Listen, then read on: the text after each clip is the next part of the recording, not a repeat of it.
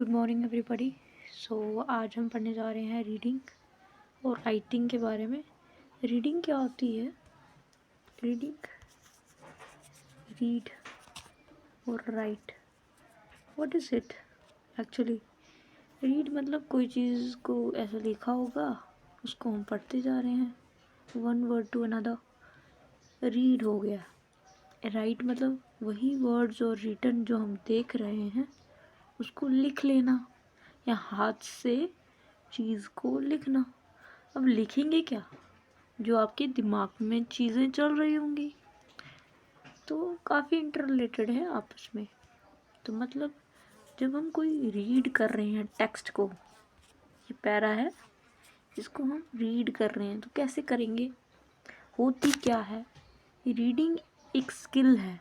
मतलब हम रीडिंग करते हैं तो वो एक स्किल के रूप में हमें आती है, जिसके अंदर होती है वो काफ़ी चीज़ें अपनी लाइफ में पढ़ लेते हैं, अपनी लाइफ में कर लेते हैं। चलिए टेक्स्ट पढ़ते हैं, हम भी रीड ही कर रहे हैं। तो रीडिंग एक ऐसी प्रोसेस है जिसमें हम इंटरप्रिटेट करते हैं, किसी भी चीज़ को समझते हैं। जो भी लिखा हुआ है लैंग्वेज हो उसको हम समझते हैं। जो भी सिंबल्स लिखे होते हैं या साइंस लिखे होते हैं या मेजरिंग चीज़ें लिखी होती हैं, तो उसको हम रीडिंग कह देते हैं या कहा जाता है। और अगर इसकी डेफिनेशन देखें तो रीडिंग एक होता है डिकोड करना, आइडेंटिफाई करना वर्ड्स को जो भी लिखे हुए हैं, और फिर उसको प्रोनाउंस करना, मतलब बोल के देखना कि कैसा इसका बोलाई में कैसे आ रही है। Articulation of words in print मतलब आर्टिकुलेट करना, उन वर्ड्स को समझना आर्टिकुलेट कहलाता है। कॉम्प्रीहेंड करना, किसी चीज़ को इंटरप्रिटेट करना, अंडरस्टैंड करना या समझना अपने दिमाग में, अच्छा ये चीज़ है। तो किसी भी वर्ड्स को, जो भी प्रिंटेड वर्ड्स हैं, जैसे कि ये जो टेक्स्ट आपको दिख रहा है वो एक प्रिंटेड वर्ड्स है, कुछ सिंबल्स दिख रहे हैं हमें, और इन्हीं सिंबल्स का हम प्रयोग कर रहे हैं। जब हम इसको पढ़ रहे हैं, एक एक वर्ड, एक एक सिंबल या साइंस को पढ़ते चले जा रहे हैं, और पढ़ के प्रोनाउंस कर रहे हैं और डिकोड कर रहे हैं, उन कॉम्प्रीहेंड कर रहे हैं अपने दिमाग में कि अच्छा इस वर्ड का ये मीनिंग है। तो a more advance definition of reading is comprehending. और एडवांस में देखें इसकी रीडिंग की जो डेफिनेशन कह दी जाए तो वो कॉम्प्रीहेंड होता है। कॉम्प्रीहेंडिंग मतलब कि हम किसी चीज़ को समझ रहे हैं, वही सेम चीज़ रिपीट हो रही है यहाँ पे। तो बेसिकली हमने क्या सीखा, यहाँ पे रिवाइज भी करेंगे कि हम कोई भी टेक्स्ट को क्या कर रहे हैं, कॉम्प्रीहेंड। ठीक है, स्पेल अगर गलत हो तो मुझे माफ़ कर देना। Comprehend, comprehend. तो कॉम्प्रीहेंड करना, उसको समझना, अंडरस्टैंड करना। ठीक है, अंडरस्टैंड करके और अपने दिमाग में वो चीज़ें बिठाते हैं। सबसे पहले हम क्या करते हैं, रीड करते हैं कोई भी वर्ड, सिंबल, साइंस। ठीक है, साइंस। फिर उनको क्या करते हैं, इंटरप्रिटेट करते हैं। इंटरप्रेट को ही क्या कह देते हैं, कॉम्प्रीहेंड। फिर उसको हम डिकोड करते हैं। डिकोड, इन्हीं सिंबल्स को डिकोड करते हुए कॉम्प्रीहेंड करते हैं। कॉम्प्रीहेंड करने के बाद हम इसको क्या करते हैं, अंडरस्टैंड करते हैं। अंडरस्टैंड मतलब दिमाग में बिठा लेते हैं कंसेप्ट को, अच्छा ये चीज़ थी। फिर उसी कंसेप्ट को हम, यही चीज़ें हैं, बार बार रिपीटेड है। अंडरस्टैंड करना, डिकोड करना, that's secondary language modality which means the reflection of speech. Reading skill, reading एक स्किल है। क्या है, एक कला, स्किल है। जिसको आती है वो जल्दी कोई भी कॉन्सेप्ट को अंडरस्टैंड कर लेता है, इंटरप्रिटेट कर सकता है, कोई भी चीज़ को समझ पाता है। Text through decoding and display. ठीक है, रीडिंग एक ट्रेडिशनली रिकॉर्डेड, मतलब रीडिंग को पहले क्या किया जाता था, पैसिवली रिसेप्टिव स्किल कहा जाता था। मतलब कोई बोल रहा है और हम क्या कर रहे हैं, उसको पैसिवली बैठ के हम सुन रहे हैं। बट ऐसा नहीं है, कोई भी चीज़ को हम रीड करते हैं उसमें हमारे सेंसेस काम करते हैं। सेंसेस मतलब आँखों से हम देख रहे हैं, ठीक है, फिर मुँह अपना आवाज़ का प्रयोग कर रहे हैं, और फिर ऑडियो कान से सुन रहे हैं, उसी वर्ड को हम सुन रहे हैं, फिर हम अपने दिमाग, अपने एनालिसिस, अपने दिमाग में डिकोड कर रहे हैं उस वर्ड को, और फिर हम एनालाइज कर रहे हैं। तो मतलब इसमें हमारे जो सेंसेस है वो सारे ही काम करते हैं। सेंसरी हो गई, ठीक है, जिसमें हम विजुअली इनपुट देख रहे हैं, फिर माइंड में डिकोड करते हैं इनपुट जो भी हमने दिमाग में लिया, फिर उसको डिकोड करके कॉन्शियस इन्वॉल्वमेंट होती है। तो very very important that is इसमें कॉन्शियसनेस आपको चाहिए होती है अपनी। कॉन्शियसनेस मतलब जो होशो आवाज़ में कोई काम किया जाता है उसको कॉन्शियसनेस कहते हैं। तो कॉन्शियसनेस मतलब हम अपना दिमाग उसमें पूरा लगाते हैं। जब हम पूरा दिमाग उसमें लगा देते हैं टेक्स्ट में, तो हमें उस चीज़ के बारे में अंडरस्टैंडिंग डेवलप होती है, इन्वॉल्वमेंट होती है, मतलब कि कॉन्शियसनेस उसमें आती है। I hope you are getting point. Next, as such it is regarded as active sense. हमें एक्टिवली इस चीज़ को समझना होता है। इसमें क्या होता है, interaction between the reader and mind the text. मतलब क्या कर रहा है ये और भी डेफिनेशन बता रहा है कि interaction between the readers and mind text. इसको भी डिकोड करना पड़ेगा कि मतलब क्या होता है कि जब हम वर्ड्स पढ़ते हैं, मान लो कि मैंने पढ़ा वोकैबलरी, ठीक, इंटरेक्ट किया, मैंने इसको बोल के देखा और अपने दिमाग में इसमें डाला।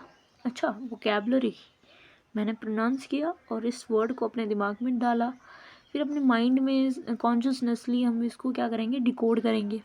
बहुत जल्दी होता है। अगर आपको आता है तो आप टाइम नहीं लगाओगे, अगर नहीं आता है तो फिर आप सोचोगे अच्छा कौन सा वर्ड है जो वोकैबलरी जैसा दिखता है। अच्छा, वोकैब मतलब जिसमें वर्ड्स होते हैं, डेफिनेट मतलब वर्ड्स के रिलेटेड होता है वोकैबलरी, वर्ड्स, ठीक है। तो इसमें क्या होता है कि भाई आपका जब आप रीडिंग करना शुरू करते हो तो आपके माइंड इन्वॉल्व हो जाता है उसमें, आपकी विजुअली इनपुट आप लेते हो, फिर डिकोड करते हो, ये सब चीज़ें इस पर बोल रहा है ये। जैसे आपने सुना होगा कि रीडिंग कॉम्प्रिहेंशन होता है, तो कोई भी सेट ऑफ एग्ज़ाम्स होते हैं जिसमें रीडिंग कॉम्प्रिहेंशन दिया होता है, जिसमें आपको स्ट्रक्चर्स देखने होते हैं। पहले तो आपको रीड करना पड़ता है सारी स्टोरी, उसका मीनिंग क्या है, स्टोरी का सेंट्रल आइडिया क्या है, ठीक है। फिर इसके कुछ स्ट्रक्चर्स आपको दिए जाते हैं, उससे रिलेटेड क्वेश्चंस होते हैं, साथ में ग्रामेटिकल क्वेश्चंस होते हैं, वोकैबलरी होती है, सिनोनिम, एंटोनिम, आइडियम्स, ये सारे कॉम्प्रिहेंशन से निकल के आते हैं। तो कहता है कि reading comprehension involves understanding the meaning of content. जो रीडिंग कॉम्प्रिहेंशन है ना, उसमें हम किसी भी कंटेंट को पहले समझते हैं, फिर उसकी ग्रामेटिकल स्ट्रक्चर कैसे हैं, कि मान लो क्वेश्चन पूछा कि करेक्ट करो, कि इस सेंटेंस को करेक्ट करो, कैसे होगा। जैसे कि क्वेश्चन आया कि भाई what is the synonym of किसी का भी लगा लो, तो सिनोनिम, एंटोनिम्स ये आ जाते हैं कॉम्प्रिहेंशन में। तो कॉम्प्रिहेंशन कहता है कि इसमें कंटेंट का meaning, grammatical structure, concept, idea हमें पता चलता है, और इसके अलावा भी हमें वोकैबलरी के बारे में पता चलता है। Reading is simply asking questions, reading with comprehension is getting those question answer. मतलब कोई भी रीडिंग नॉर्मल कर रहे हैं हम, तो उसमें क्वेश्चन दिए होते हैं नीचे, आप उसको उस कॉम्प्रिहेंशन को समझते हो, देन आप उसमें अपना आंसर लिखते हो, ठीक है। रीड करके बिना रीड किए हुआ आप किसी भी क्वेश्चन का आंसर नहीं दे सकते। Reading as a skill develop through the proper training. जब तक आपको पता ही नहीं होगा रीडिंग कैसे करनी है, कितना आपको इसमें पॉजेज लेने हैं, कौन सा शब्द का क्या मीनिंग है, तो आपको कैसे रीडिंग आएगी। तो स्किल ट्रेनिंग होती है, मतलब प्रॉपर ट्रेनिंग होती है। Different peoples read for different purposes. अब इसमें बता रहे कि जो रीडिंग है वो हर किसी का एक ही मीनिंग नहीं होता। जैसे अभी हम पढ़ रहे हैं तो ये for sake of information, for sake of understanding, for sake of exam pass, तो इसी के लिए हम पढ़ रहे हैं। हमें कोई पढ़ी नहीं है इसको पढ़ने की, बट रीडिंग कह रहा है कि different peoples read different purposes and individual contexts and situations, मतलब कि उसका खुद का मतलब होता है तो ही इंसान पढ़ता है, नहीं तो बुक्स पढ़ना किसी को अच्छा लगता है, किसी को भी नहीं, जब तक उनको नहीं पता होती। जब उनको उसके ड्रॉबैक्स और डीमेरिट और मेरिट पता चलते हैं तो फिर बच्चा पढ़ना शुरू करता है। जब तक पता ही नहीं होगा कि रीडिंग होती क्या है भाई, आप कैसे समझ पाओगे किसी चीज़ को, नहीं समझ पाओगे। फिर इसमें आता है कि पर्पस में डिफ़र, कोई व्यक्ति इंफॉर्मेशन के लिए पढ़ सकता है, नॉलेज के लिए, एजुकेशन के लिए। However reading could also be meant for pleasure. आपने सुना होगा एक्सटेंसिव रीडिंग के बारे में, ठीक है, एक्सटेंसिव रीडिंग और इंटेंसिव रीडिंग। एक रीडिंग होती है फॉर सेक ऑफ इंफॉर्मेशन, एक रीडिंग होती है अपने प्लेजर के लिए, अपनी अपनी टेंशन फ्री लाइफ को एंजॉय करने के लिए, तो प्लेजर के लिए भी लोग पढ़ते हैं। A teacher should try to make his student fluent readers. अब टीचर का काम यहाँ पे बताया है कि भाई उनको डेवलप करना है फ्लुएंट रीडर, कि बच्चे कैसे रीड कर पाए फ्लुएंटली विदाउट एनी डिस्ट्रक्शन। और करेक्टरिस्टिक्स ऑफ फ्लुएंट रीडिंग, कैसे फ्लुएंट रीडिंग हो सकती है, उसमें कुछ पॉइंटर्स लिखे हुए हैं। अब इसमें फर्स्ट पॉइंटर आपका आता है भाई, हम कोई भी इंफॉर्मेशन पढ़ रहे हैं तो कोई पर्पस होता है उसमें, हम विदाउट पर्पस हम कोई भी चीज़ नहीं पढ़ते हैं। तो रीड विद पर्पस, कि बच्चे को इनकरेज करो कि भाई कोई पर्पस होना चाहिए आपकी लाइफ में, आपको प्लेजर के लिए पढ़ना है, आपको अंडरस्टैंडिंग के लिए पढ़ना है, आपको कोई टेक्स्ट पढ़ना है, आपने भगवत गीता पढ़नी है तो भगवत गीता भी आपको आपको आपकी लाइफ कैसे सुधरे या अच्छी लाइफ कैसी हो, भगवत गीता है। तो ये पर्पस के लिए पढ़ा जाता है, ठीक है। Student should taught the habits of reading quickly. तो क्या होता है कि बच्चा बहुत स्लो पेस में पढ़ता है तो फिर वो बहुत सारी चीज़ें बोर्डम आना शुरू हो जाता है। तो कि हैबिट होनी चाहिए कि टीचर बताए कि अच्छा तुम स्कीमिंग कर सकते हो। स्कीमिंग मतलब होता है कि आप 1 मिनट के अंदर आपने कितने वर्ड्स बोलने हैं, स्कीमिंग कहलाती है। स्कैनिंग हो गया कि भाई आपने क्या इसमें से इम्पोर्टेंट है वो पढ़ना है। तो ये कुछ स्किल्स हैं जो इसके बाद हम देखेंगे, ठीक है।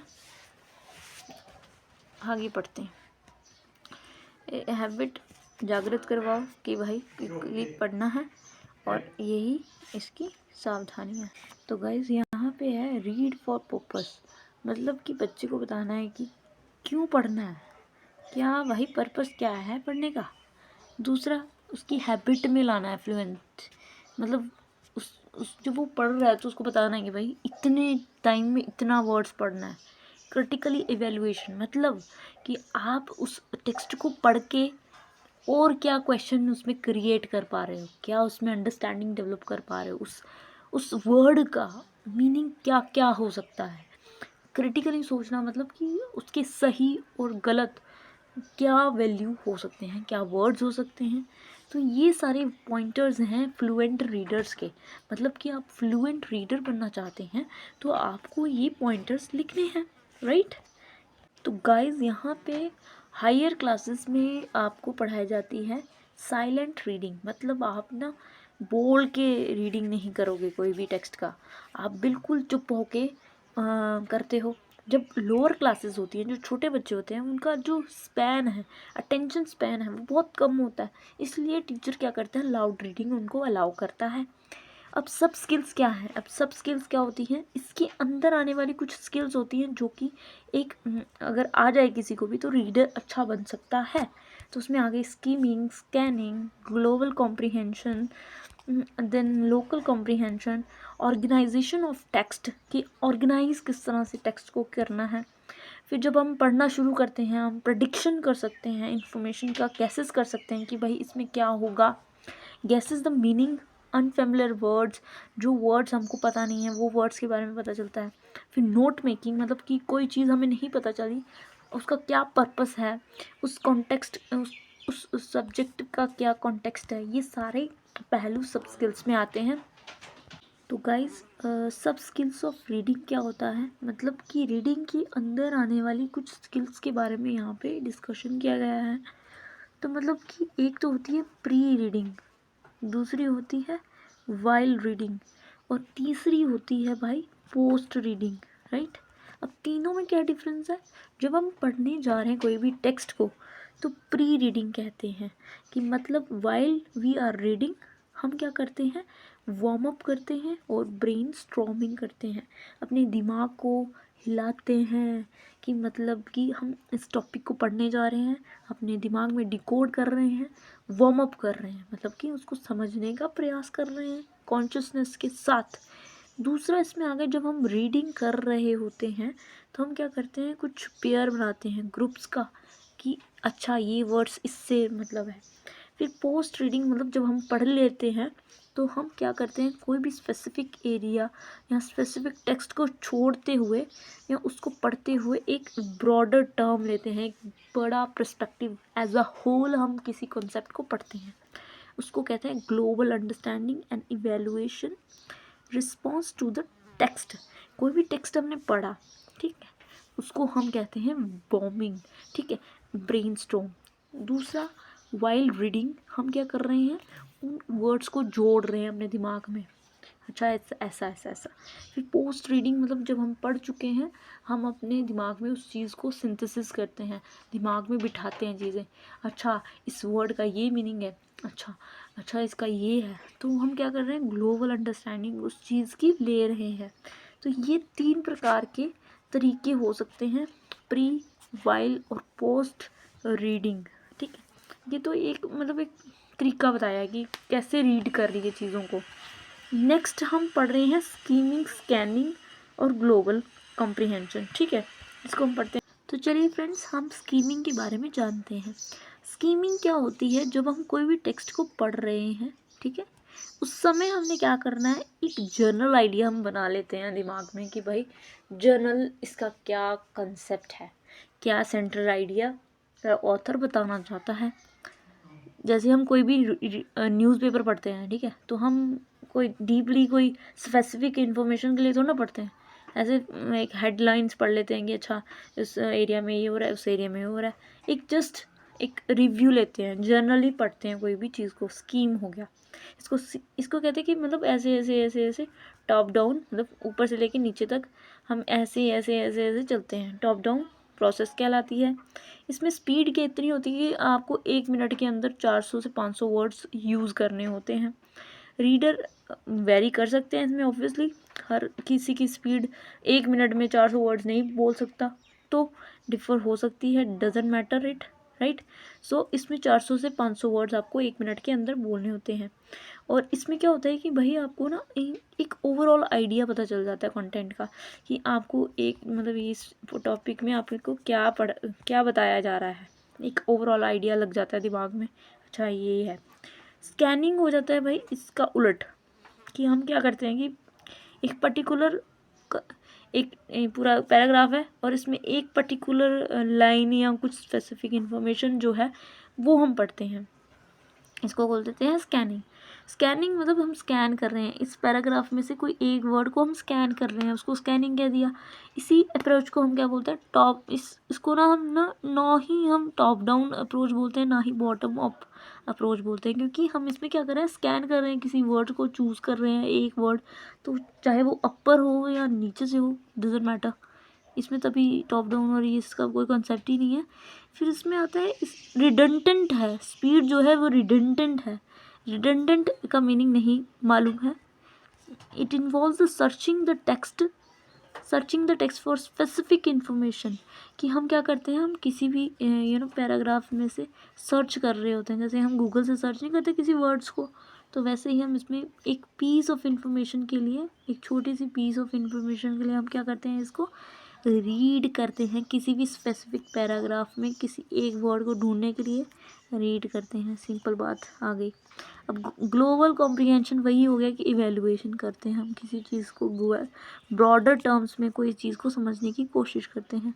ये एक तो ओवरऑल मीनिंग को जानने की कोशिश करता है, मतलब कि ओवरऑल इस कॉन्सेप्ट का क्या मीनिंग है, कंसेप्चुअल अंडरस्टैंडिंग कह सकते हैं इसको। और इसमें ना हम क्या करते हैं कि ओवरऑल चीज़ को एरिया को कवर करते हैं, मतलब ओवरऑल हम देखते हैं कि अच्छा इस कंसेप्ट में ओवरऑल क्या बताया जा रहा है। तो ये स्कीमिंग क्या है, इससे इट रिक्वायर्स सब स्किल ऑफ स्कीमिंग और फिल्टरिंग आउट। लोकल कॉम्प्रिहेंशन हो गया कि भाई आप किसी पीस ऑफ टेक्स्ट के लिए पढ़ रहे हो, ठीक है। ये भी इंटेंसिवली कह सकते हैं कि इंटेंसिवली आप किसी जैसे कि हम कोई बुक को पढ़ रहे हैं, ऐसे पढ़ रहे हैं, तो उसमें कोई फैक्चुअल इंफॉर्मेशन हो गई कि 1857 में क्रांति हुई, ठीक है, 1857 में क्रांति हुई, तो ये स्पेसिफिक फैक्चुअल इंफॉर्मेशन हो गई जिसमें हम फोकस कर रहे हैं किसी भी टेक्स्ट में। बट जब हम ग्लोबल कॉम्प्रिहेंशन की बात करते हैं, वो एक जनरल पर्सपेक्टिव आ जाता है इंसान का, जैसे कि जैसे हम पोएम पढ़ते हैं, ठीक है, पोएम पढ़ते पढ़ते हमें पता चल जाता है कि ऑथर देशभक्ति की बात कर रहा है, ठीक है, या तो अच्छा बादल की बात कर रहा है, लिंक्ड अप करते हैं हम लोग, ठीक है। सेंट्रल आइडिया क्या होती है बेसिकली उसके बारे में सर्च करते हैं, ना कि हम फिगर ऑफ स्पीच के बारे में पढ़ते हैं, लाइक इसमें कौन सा मेटाफर यूज़ हुआ है, इसमें कौन सा ये चीज़ें, नो। ग्लोबल लेवल पे मतलब कि सेंट्रल आइडिया क्या है वो हम जानने की कोशिश करते हैं। Understanding the organisation of text, मतलब कि जैसे टेक्स्ट को ऑर्गेनाइज किया गया है किसी भी पैराग्राफ में, ठीक है, हम उसको ऑर्गेनाइज करते हैं, अच्छा ये वाला इंफॉर्मेशन ऐसी है। Different ideas on it is usually regulated by the topic, writer purpose and the audience. Understanding the organization of text, reading the better able to get meaning of the difficult text. इसमें पता क्या होता है, आपको क्या करना है कि टेक्स्ट है और अपने आइडियाज़ लिखे होते हैं उसमें, ठीक है, ऑथर ने। तो आपने क्या करना है, किसी भी टॉपिक को क्या करना है, ऑर्गेनाइज कर देना है, अच्छा ये वाला पार्ट इससे रिलेटेड है, अच्छा ये वाला पार्ट इससे रिलेटेड है। तो इससे क्या होता है, रीडर जो रीड कर रहा है तो उसको पता चल जाएगा इस पैराग्राफ में इसके बारे में बताया गया है।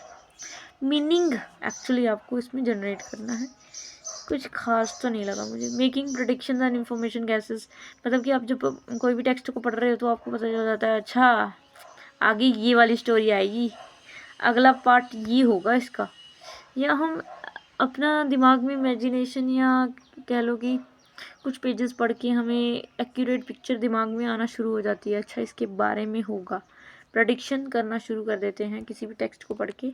तो ये इंफॉर्मेशन गैसेस लगाते हैं, हम प्रेडिक्ट कर सकते हैं। गैसिंग द मीनिंग, हम क्या करते हैं, कोई भी वर्ड्स, जैसे हमें मेरे को रिडंडेंट का मतलब नहीं पता था, ठीक है, अब रिडंडेंट का मीनिंग हमें नहीं पता है, ठीक है, अनफेमिलियर वर्ड है, तो हम क्या कर रहे हैं, गैसेस लगा सकते हैं कि रिडंडेंट वो होगा जो रिजिड होगा या रिजिडनेस होगी जिसमें रिडंडेंट, है ना। तो इसका क्या ही मीनिंग निकल रहा है, तो हम क्या करते हैं, अनफेमिलियर वर्ड्स के साथ क्या करते हैं, गैसेस लगाते हैं कि अच्छा इसका ये मीनिंग हो सकता है, इसको ऐसे दिख रहा है तो ऐसा होगा। तो जो भी हमें वर्ड्स वोकेबलरी नहीं पता होती है टेक्स्ट के माध्यम से हमें पता चलती है। सिंपल बात इसमें यही है, 2 टके की बात। नोट मेकिंग होती है कि रीडिंग करते करते आपको क्या होता है कि ये काफ़ी रिलेटेबल है कि जब हम रीडिंग कर रहे होते हैं तो फॉर इंस्टांस हम लेजर के लिए पढ़ रहे हैं तो ठीक है, नोट नहीं भी बनाओ, बट जब हम कोई पेपर एग्ज़ाम के लिए पढ़ रहे हैं तो हमें क्या करना होता है, साथ साथ में हम उसमें जब नोट कर लेते हैं कोई चीज़ को, कि कोई वर्ड हमें नहीं आता तो हम नोट कर लिया, तो क्या होता है वो हमारे दिमाग में छप जाती चीज़ें।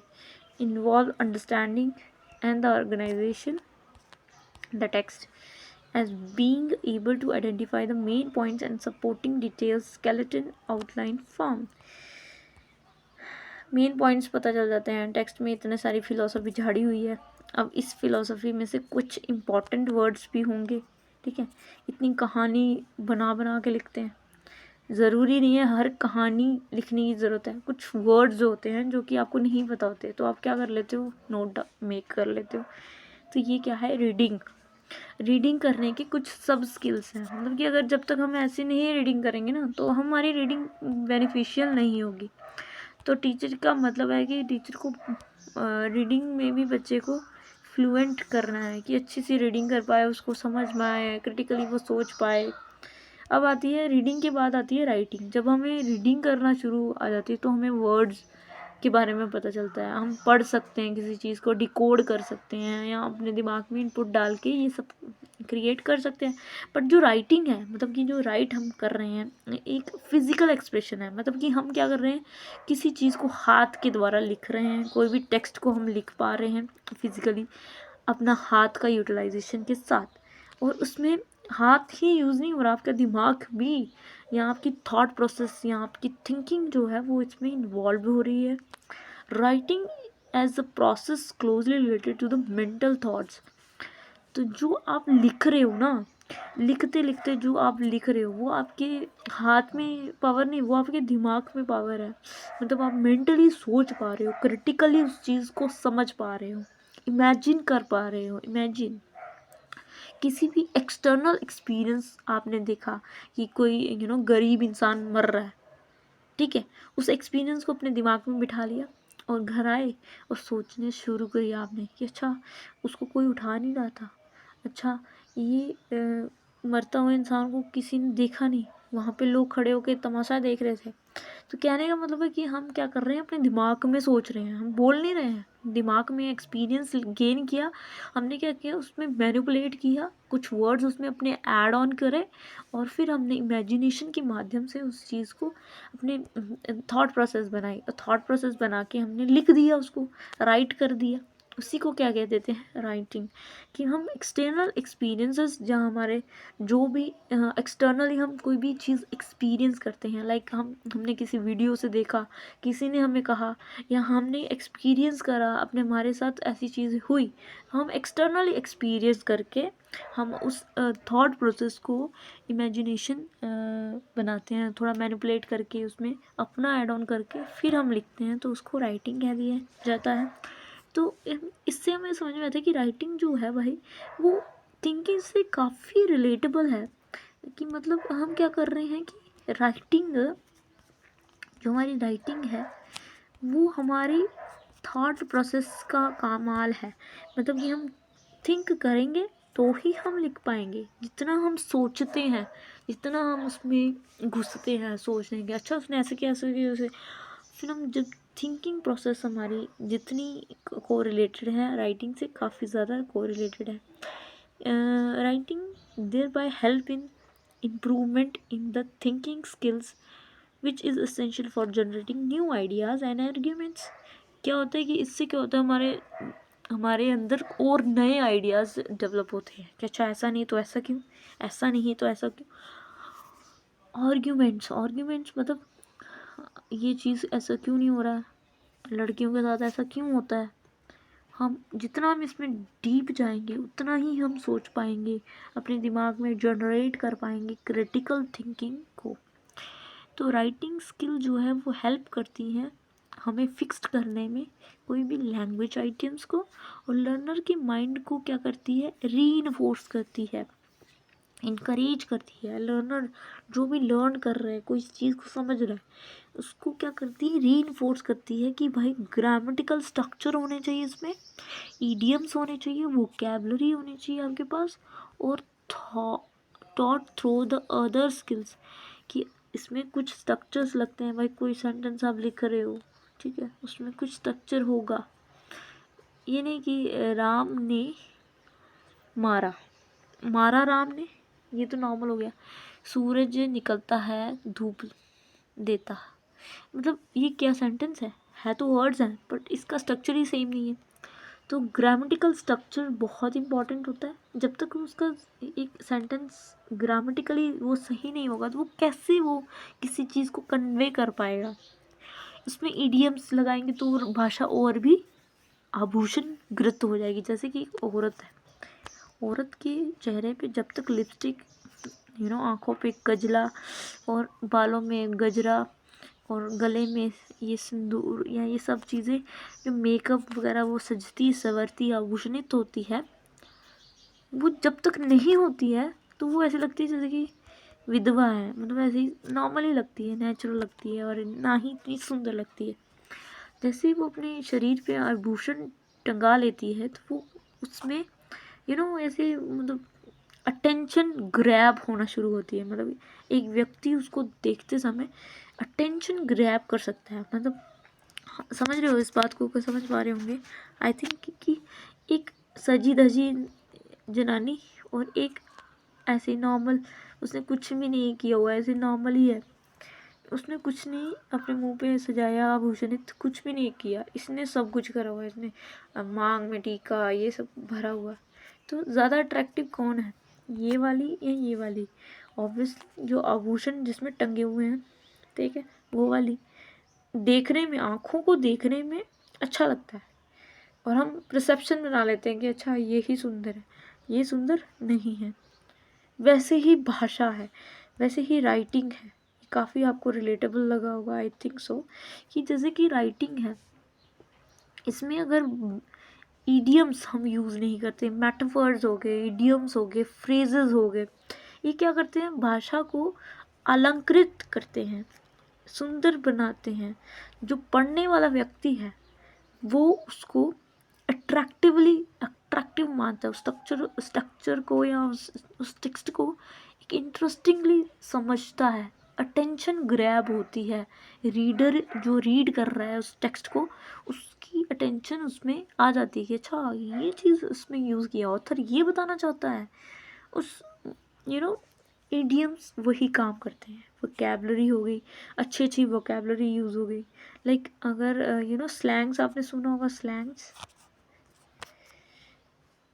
ये भाषा नहीं होती, स्लैंग्स भाषा नहीं होती, बट इडियम्स, फ्रेजेस, नरेशंस और ग्रामेटिकल स्ट्रक्चर्स हो गए। तो बहुत सारे स्ट्रक्चर्स होते हैं जो कि यूज़ किए जाते हैं और यही जो स्किल्स हैं वो टॉट किए जाते हैं।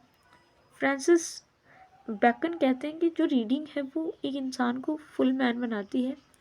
Conference a ready man and writing a exact man.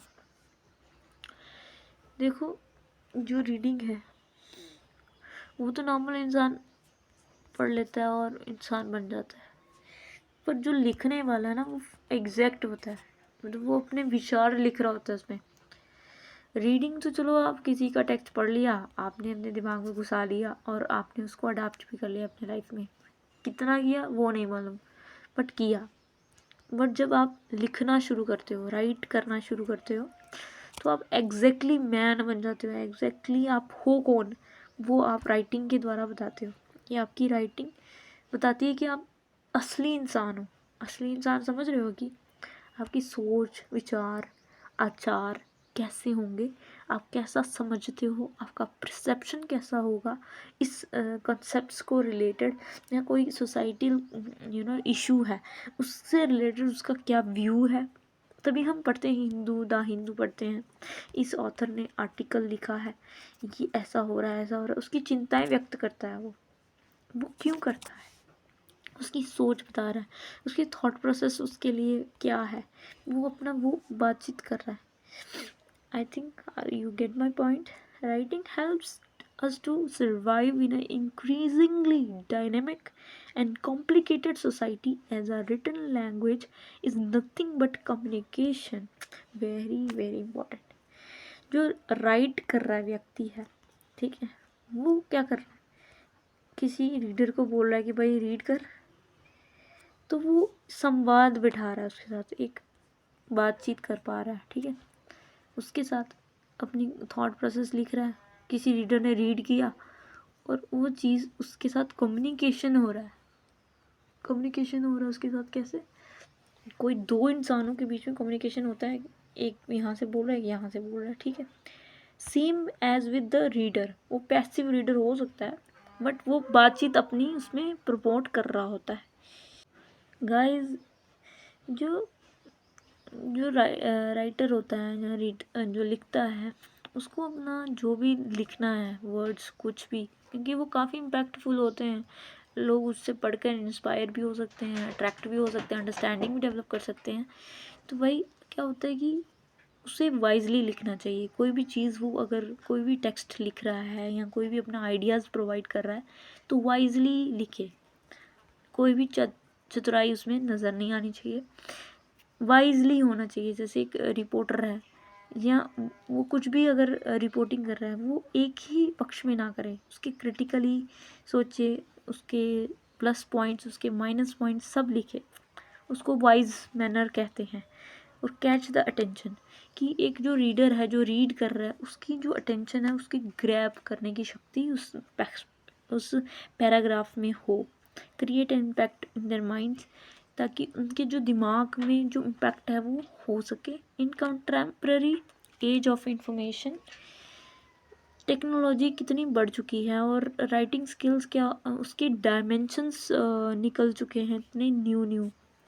अब इतनी कंटेम्प्रेरी क्या कह रहा है कि भाई आज के टाइम पे अगर हम राइटिंग स्किल्स की बात करें तो काफ़ी टेक्नोलॉजी आ गई है। कोई लोग व्लॉग्स लिख रहे हैं लाइक डिजिटल प्लेटफॉर्म में व्लॉग्स आपने देखे होंगे, पीपीटीज हो गई, रिसर्चर रिसर्च कर रहे हैं, बहुत सारे अपने डाटा फॉर्म्स निकालते हैं, जैसे द हिंदू हो गई, ब्रिटानिया हो गई, बहुत सारी अल जज़ीरा हो गई, ये सारी अपनी डिजिटल वो निकालते हैं, पेपर्स निकालते हैं। तो अभी कई तरीके से हम राइटिंग कर सकते हैं और ये डायमेंशंस एक टीचर को पता होनी चाहिए कि कौन कौन से तरीके हैं जिससे राइटिंग हो रही है आज के टाइम पे। एक्स्ट्रा एक्सपर्टीज़ चाहिए आज के टाइम पे। पहले के टाइम पे क्या होता था कि एक न्यूज़पेपर हो गया, उसमें ही पूरी न्यूज़ पढ़ ली, आप कोई भी अदर सोर्सेस नहीं जान सकते, उसके पक्ष विपक्ष के बारे में नहीं जान सकते। गूगल पहले था नहीं तो लोग अपनी ही धारणाएं बना लेते थे। गांव में तो है ही नहीं था ये कम्युनिकेशन, लाइक राइटिंग का कोई बातचीत होती ही नहीं है। तो अभी के टाइम में टेक्नोलॉजी काफ़ी हाई है, तो टेक्नोलॉजी जब राइटिंग में यूज़ हो रही है तो वो अनदर उसके डायमेंशंस बदलते चले जाते हैं। तो हम जानते हैं कि राइटिंग जो है वो हम अपने आइडियाज़ उसमें बातचीत कर रहे होते हैं, हम अपने इंफॉर्मेशन देते हैं किसी को, हम क्या सोचते हैं, हम क्या लिखते हैं। टीचर को एक्टिवली इस पर वर्क करना चाहिए। अब टीचर का काम क्या है वो इसमें बताया गया है कि भाई टीचर कैसे नरिश करेगा बच्चे को, कैसे बताएगा कि भाई रीडिंग आनी चाहिए, सॉरी राइटिंग होनी चाहिए, क्योंकि उससे उसके एक्सप्रेशन पता चलेगा बच्चा क्या सोचता है। जब तक टीचर खुद नहीं जानेगा कि राइटिंग क्या होती है वो कैसे किसी पे इम्प्लीमेंट कर पाएगा। तो टीचर को खुद एक राइटर होना चाहिए, लाइक राइटर नहीं होना चाहिए, उसको नर्चर कैसे करना है, बच्चे की एबिलिटीज़ को कैसे इन्हेंस कर सकता है, उसको कैसे बता सकता है, डायरेक्ट कर सकता है कि भाई तुम ऐसा लिख सकते हो। ऑब्वियसली हमें थोप नहीं सकते, पर नर्चर कर सकता है teacher, how he can contribute in the writing skills of the child. Effectively कैसे होगा। अब इसमें बताएगी कि टीचर को क्या करना चाहिए कि उनकी जो थिंकिंग प्रोसेस है, जो वो सोच पा रहे हैं उनको ओपन रखना चाहिए, मतलब कि लर्न हाउ टू थिंक, कि बच्चा सीखे कि कैसे क्रिटिकली सोचना है और कैसे क्रिएटिवली उसमें अपने पॉइंट्स ऐड करने हैं।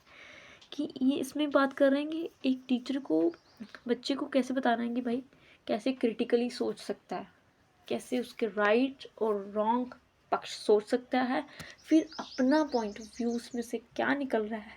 इससे क्या होता है कि जब हम राइट और रॉन्ग के कॉन्सेप्ट में जाते हैं, क्रिटिकली थिंकिंग के बारे में जानते हैं, तो हमारे जो थॉट प्रोसेस है वो क्लियर हो जाती है, हम कोई भी डिसीज़न अपनी लाइफ में ले सकते हैं। तो क्रिटिकली सोचना काफ़ी इम्पोर्टेंट है। साइंटिफिकली, ज़्यादा स्पिरिचुअलिटी भी नहीं सोचना, ज़्यादा साइंटिफिकली भी नहीं सोचना, दोनों रॉन्ग है। कैसे क्रिटिकली व्यक्ति सोच सकता है या बच्चा सोच सकता है, ये एक टीचर को डेवलप करना है। टीचर की क्या है रिस्पॉन्सिबिलिटी कि बच्चे की जो थॉट प्रोसेस चल रही है, उसकी जो सोच है उसको इमर्ज करे, इनिशिएटिव लेने दे उसको, कि बोलने का इनिशिएटिव लेने दे। क्लास में अगर वो बोलना चाहता है किसी भी पक्ष में तो उसको बोले दिया जाना चाहिए। Renowned linguist and teaching expert कहते हैं, हिलॉक्स कहते हैं कि learning grammar in isolation, learning grammar in isolation मतलब कोई भी ग्रामर स्ट्रक्चर हम पढ़ रहे हैं वो अकेले में लो। आइसोलेशन मतलब अकेलापन, आइसोलेशन क्या होता है, अकेलापन। अकेले, जब हम कोई चीज़ अकेले पढ़ते हैं तो हमारा क्या होता है, बाय इंस्ट्रक्शनल वर्कशीट्स और lesson specific focus on the grammatical items does not improve the student writing. कहता है कि जैसे कि टीचर वर्कशीट्स दे देता है, लेसन दे देता है कि पढ़ के आना, ग्रामेटिकल आइटम्स दे देता है कि भाई ये लिख के लाओ, ये पढ़ो, ये वाला स्ट्रक्चर पढ़ो, तो हिलॉक्स कहते हैं, आर्ग्यू करते हैं कि भाई it proves highly detrimental. Highly detrimental क्या होता है, हाईली डेट्रीमेंटल, ये सही नहीं है फॉर हिलॉक्स। हिलॉक्स क्या कहते हैं कि grammar only consist punctuation, spelling and usage, कि जो ग्रामर है उसमें पंचुएशन होती है, स्पेलिंग होती है और यूसेज होती है। The grammar instruction needs to address the intermediate level in elementary education. मतलब जो इंस्ट्रक्शंस हैं वो सिर्फ आपको एलिमेंट्री लेवल पे देने चाहिए। Approach in such lesson instruction does not have addressed in the formal designated time period। ठीक है, grammatical structure of the sentences and spelling, ये तो इसमें बताया गया है कि ग्रामर इन आइसोलेशन पढ़ाओ बच्चे को। आइसोलेशन मतलब आइसोलेशन क्या करता है कि जो बच्चे की जो थिंकिंग प्रोसेस है, जो लर्निंग प्रोसेस है या सोचने की जो critical high order critical thinking है, वो क्या होती है, ग्रेजुअली इम्प्रूव होती है in thought process analytical abilities of the students. कि क्या होता है कि जब हम आइसोलेशन में ग्रामर को टीच करेंगे तो क्या होगा कि बच्चे की जो थिंकिंग प्रोसेस है, एनालिटिकली वो सोच पा रहा है, वो सोच पाएगा। और ये कैसे इम्प्रूव होगा, ये लॉक्स ही जानते हैं भाई, आई डोंट नो। अब ये तो कह रहे हैं कि रॉसबेरी कहते हैं कि जो गुड राइटिंग है एक ऐसा टाइप ऑफ मेथड है जिसमें एलिमेंट्री क्लासेस से एम्प्लॉय किया जा सकता है। कि मतलब 5th क्लास से ही हम क्या करते हैं, गुड राइटिंग स्किल्स की बात करें। गुड राइटिंग इफ़ेक्टिव टीचिंग जो है वो राइटिंग स्किल उसमें हो, जिसमें टीचर क्या डिसाइड करेगा कि भाई exact vocabulary depending on the usefulness validity application for the learner. कि क्या करें कि बच्चों को लिखवाए, गुड राइटिंग करवाए, उनको स्किल्स डेवलप करना शुरू करें। He has to maximize the learner resources by making good use of prior learning. He has to effectively make use of dictionary, word games and contextual clues for including enhancement of the vocabulary। कि मतलब कि ये कह रहा है कि भाई आपको क्या करना है कि लर्नर को मैक्सिमाइज करनी है उसकी जो भी वो सीख रहा है, लिखने की कोशिश कर रहा है, तो उसको क्या करना है कि भाई उसकी जो लर्निंग चल रही है उसको उसमें उसका डिक्शनरी का यूज़ करवाएं, वर्ड गेम्स खिलवाएं या कॉन्टेक्स्ट क्लू कि इस ये है तो इसका क्या क्लू दें उसको थोड़ा सा, फिर वो बच्चा वर्ड को बनाने की कोशिश करे। इन्हेंसिंग द वोकेबलरी, उनकी वोकेबलरी का इन्हेंस कराया जाए। और create the relax conducive environment, ये तो हर चीज़ का होता है कि कंड्यूसिव इन्वायरमेंट क्रिएट करें। ऐसा इन्वायरमेंट क्रिएट करें जिसमें टीचर और बच्चे कंड्यूसिव मतलब कि कंफर्टेबल फील करें, ना कि डरा डरा महसूस करें। तो वो कैसे अपने आप को एक्सप्रेस कर पाएगा। Classroom of for the student and write effectively, teacher needs to understand the diverse background of the competence. ये तो सब में आता है, इंक्लूसिव में आ जाता है कि भाई इंडिविजुअल डिफरेंसेस होते हैं, हर व्यक्ति एक दूसरे से भिन्न है, अपने लर्निंग पेस डिफरेंट है। राइटिंग कैसे होगी जब तक बच्चे को साथ में लेके नहीं चलेगा, आइसोलेशन में पढ़ाया जाए जिससे कि उनकी एनालिटिकल एबिलिटीज़ इंक्रीज़ हो। ये राइटर की बात की जा रहा है। The writing programme has to be formulated around the child needs. अब जो राइटिंग करवाई जा रही है वो उनके नीड के हिसाब से होनी चाहिए, ना कि कुछ भी लिखवाया जा रहा है, नथिंग। अब जैसे 15 अगस्त तो उसको 15 अगस्त वाले दिन लिखवाया जाए तो ये काफ़ी अच्छा रहेगा, ताकि बच्चे राइटिंग को प्रमोट कर सकें, फॉर्मुलेट कर सकते हैं। Child needs to convey something engaging audience because primary motivation for writing comes from the need to communicate and convey ideas। मतलब हम लिखेंगे क्यों लिखेंगे हम, है ना, कोई हमारी बात सुने, इसलिए हम लिखते हैं ना, कोई किसी बातचीत को समझे, हम अपना आइडिया बता पाएँ किसी को। तो राइटिंग क्या है कि एक यू नो एक ऐसा प्रोग्राम कह सकते हैं कि जिसमें हम क्या करते हैं कि अपनी आइडिया किसी को कन्वे करना चाहते हैं। हम चाहते हैं कि हमारी बात कोई सुने, हम किसी अननोन ऑडियंस को अपने साथ जोड़ना चाहते हैं। It is a more of communication. अब इतना सारा पैराग्राफ पढ़ने के बाद हमें ये पता चलता है कि भाई राइटिंग एक ऐसी प्रोसेस है जिसमें हमारी क्रिटिकल थिंकिंग या थॉट प्रोसेस चलती है, जिसमें हम कुछ चीज़ को लिखना चाहते हैं, हम वो भी एक्सटर्नली एक्सपीरियंस के साथ, और अपने कुछ वोकैबलरी, डिक्शनरी या कुछ ऐसी चीज़ें यूज़ करवाई जाएं जिससे उनकी जो एबिलिटी है लिखने की वो इंक्रीज़ हो। स्कूल में ऐसे प्रोग्राम करवाए जाएं, राइटिंग प्रोग्राम्स, जिससे बच्चा क्या हो, फॉर्मुलेट हो,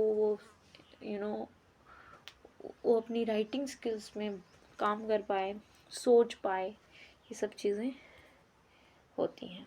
अब सब स्किल्स ऑफ राइटिंग की जो है सब स्किल्स होती हैं। राइटिंग को करने के कुछ पैमाने होते हैं।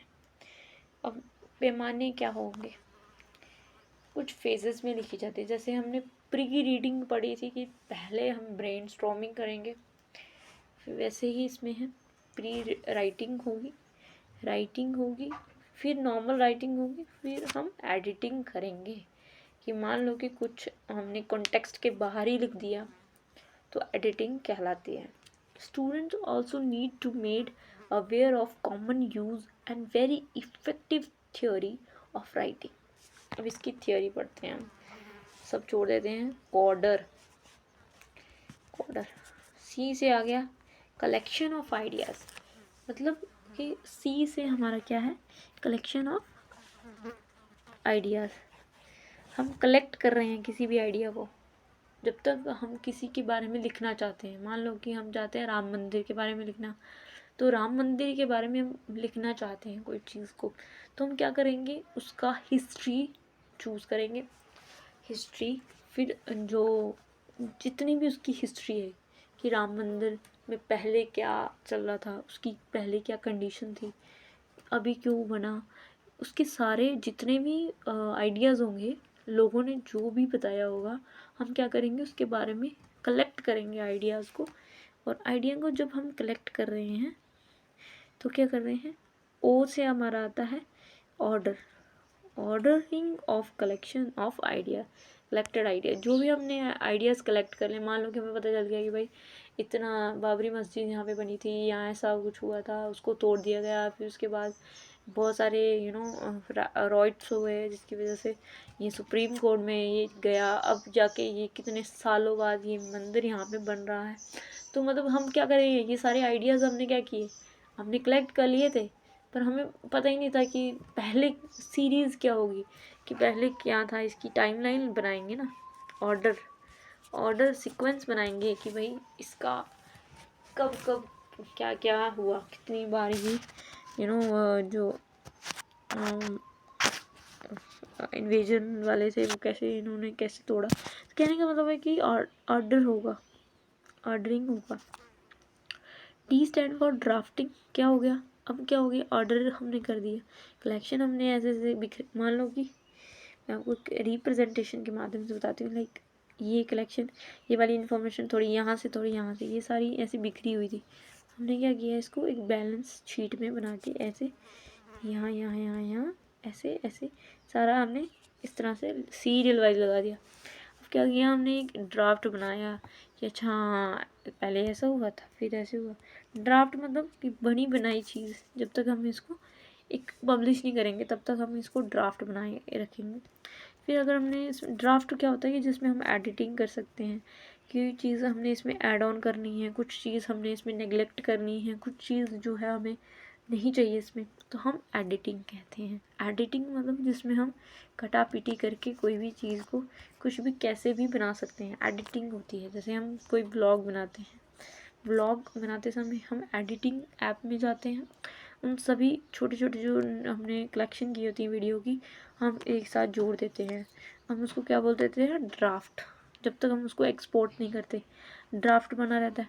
अब मान लो कि उसमें कुछ हमने इफ़ेक्ट डालने हैं या एडिटिंग करनी है, कुछ वीडियो हमने कल वाले भी उसमें ऐड करने हैं, तो एडिटिंग कहलाती है। वैसे ही राइटिंग में आ जाए, एडिटिंग होगी।